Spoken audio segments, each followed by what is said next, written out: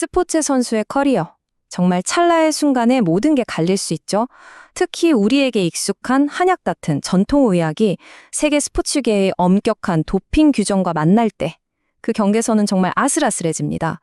오늘 우리가 바로 그 복잡하고 중요한 이야기 속으로 한번 들어가 보려고 합니다.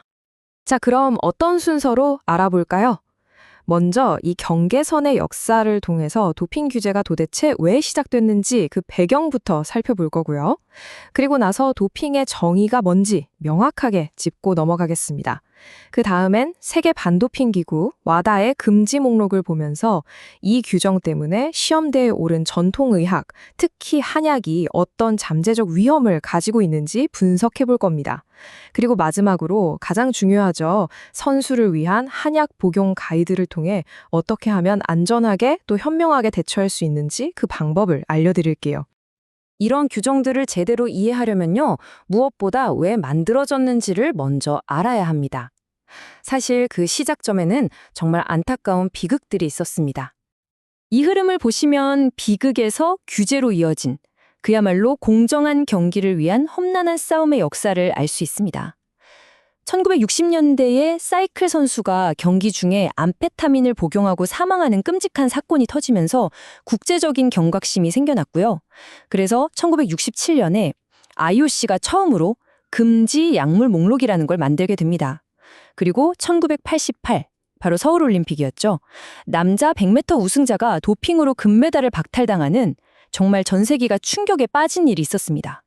이런 사건들이 계속 쌓이면서 마침내 1999년 전 세계적인 표준을 만들자 해서 지금의 세계 반도핑 기구 와다가 설립된 겁니다.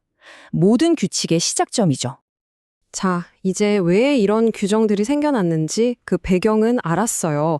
그럼 이제 본론으로 들어가서 무엇을 규제하는지 명확히 해보죠. 도대체 도핑이 뭘까요? 도핑이라고 하면 흔히 금지 약물을 먹고 몸에서 그게 검출되는 것만 생각하기 쉬운데요. 절대 그렇지 않습니다. 여기 정의를 보시면 아시겠지만 운동 능력을 올리려고 금지된 약물이나 방법에 사용하는 건 물론이고 더 나아가서 반도핑 규정 자체를 어기는 모든 행동을 포함하는 아주 넓은 개념입니다.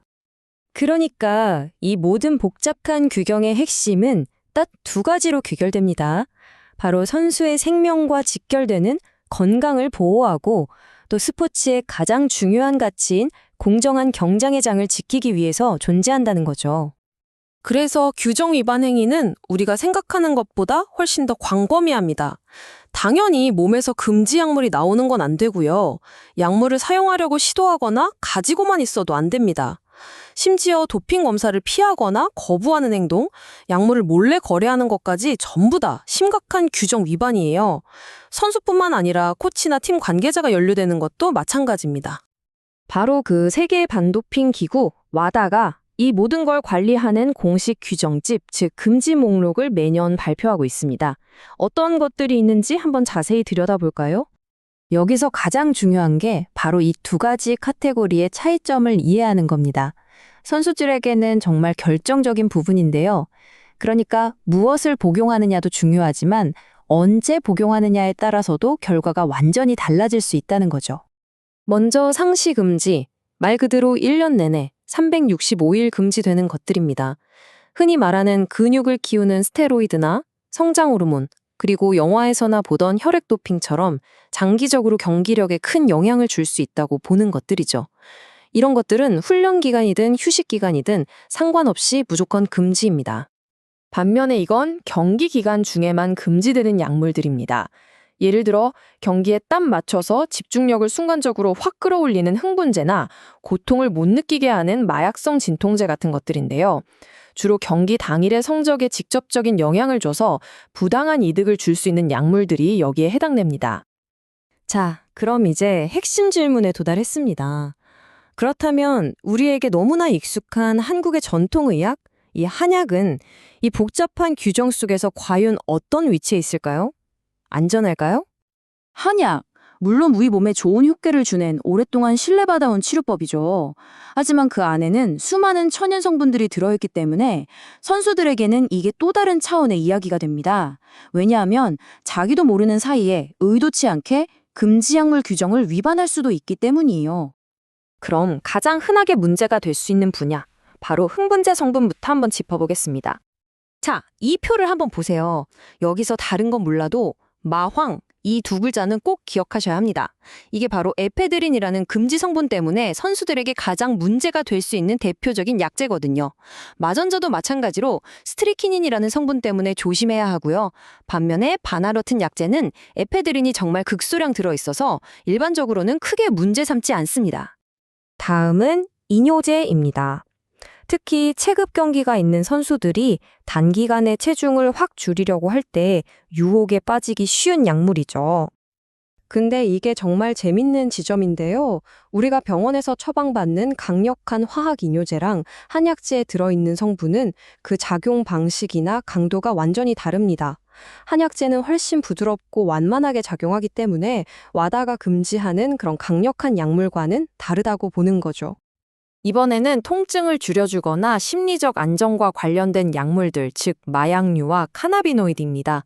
일부 한약제에 이런 성분들이 아주 미량 포함될 수 있어서 주의가 필요합니다.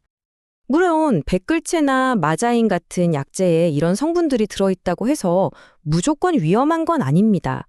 한약에서 치료 목적으로 사용하는 맥락이나 그 용량은 우리가 흔히 생각하는 불법적인 약물 남용과는 차원이 다른 이야기거든요.